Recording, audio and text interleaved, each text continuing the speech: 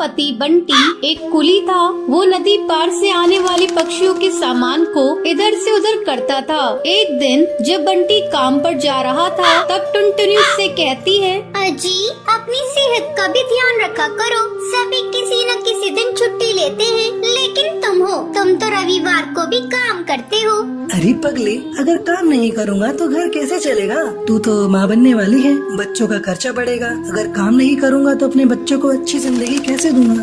आपसे तो बात करना ही बेकार है। ये लीजिए पोटली, इसमें मैंने रोटी और चावल रख दिए हैं, समय से खा लीजिएगा। नहीं टुनटुनी, आज मेरी तबीयत कुछ सही नहीं लग रही है, कुछ भी खाने का मन नहीं कर रहा है। काम से आऊँगा तो खा लूँगा। बंटी बिना खाना लिए काम पर चला जाता है। टुनटुनी को क्या पता था कि बंटी से उसकी ये मुलाकात आखिरी थी। उधर बंटी बेहोश होकर बहती नदी में गिर जाता है और वहीं डूबकर मर जाता है। टुनटुनी भागी भागी अस्पताल जाती है।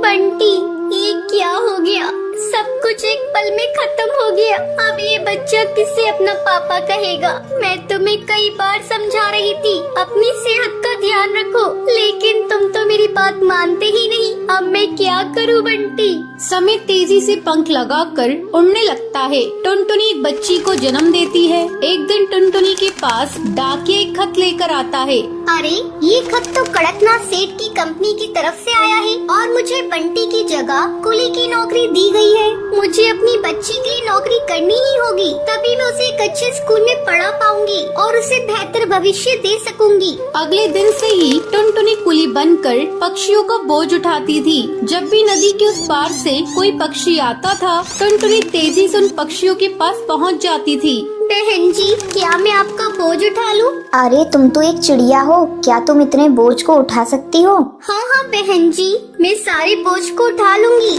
बहन जी, मैंने अपनी जिंदगी में इतना बोझ उठा लिए है, ये बोझ तो उसके आगे कुछ नहीं है। क्यों, क्या हुआ? और तुम ये तुम्हारी बेटी को साथ में लेकर क्यों घूम रही हो? तुम्हारे पति कहाँ हैं? वो नहीं कमाते हैं क्या? क्या करिएगा बहन जी, मेरी दुख भरी कहानी सुनकर रोज इस नदी किनारे पे कई पक्षी आते हैं और मेरी दुख भरी कहानी सुनते हैं, लेकिन कोई मेरी मदद नहीं करता। अरे तुम मुझे तो बताओ, मैं तुम्हारी जरूर मदद करूंगी। क्या बताऊं बहन जी, मेरे पति की मौत इसी नदी में डूबकर हो गई थी। उसके बाद से मैं यहाँ कुली की नौकरी कर रही हूँ। देखो टुनटुनी, जब तुम्हारी बेटी थोड़ी बड़ी हो जाएगी तो उसको मेरे स्कूल में डाल देना। मैं उसे पढ़ा लिखा कर एक अफसर बनाऊंगी। मैं तुम्हें अपना पता दे देती हूँ। वो बुलबुल चिड़िया टुनटुनी को अपना पता दे देती है। इसी तरह कई साल गुजर जाते हैं। एक दिन जब टुनटुनी अपना घर साफ कर रही थी, तभी उसे उस बुलबुल का दिया हुआ पता मिलता है। अरे ये पता तो वही है जो मैडम जी ने मुझे नदी किनारे पर दिया था। मैं तो बिल्कुल भूल ही गई थी। अब मैं अपनी बेटी को लेकर मैडम जी के स्कूल में जाऊंगी और उसे वहाँ पढ़ाऊंगी। टुनटुनी अपनी बेटी को लेकर उस पते पर पहुँचती है।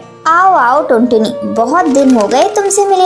मैडम जी, ये देखिए, मैं अपनी बेटी को अपने साथ लेकर आई हूँ। मैं चाहती हूँ पढ़ लिख कर एक अफसर बन जाए, इससे मेरी तरह जीवन में संघर्ष न करना पड़े। हाँ हाँ टुनटुनी, तुम निश्चिंत रहो, मैं तुम्हारी बेटी को अच्छी तालीम दूंगी। तुम्हें एक दिन इस पर गर्व होगा। टुनटुनी अपनी बेटी का एडमिशन उस मैडम जी के स्कूल में कराकर निश्चिंत हो जाती है। उसे इस बात की खुशी थी, उसकी बेटी को उसकी तरह जीवन में संघर्ष नहीं करना पड़ेगा। तो ये थी आज की कहानी। क्या आपको पता है कालू कौवा बंटी कबूतर से चिड़िया की आत्मा का क्या तोड़ने के लिए कहता है? अगर आपको पता है तो आप हमें कमेंट करके जरूर बताएं। अगर आपको ये वीडियो पसंद आई हो तो इसे लाइक और ऐसी कहानियाँ देखने के लिए मेरे चैनल को सब्सक्राइब करना ना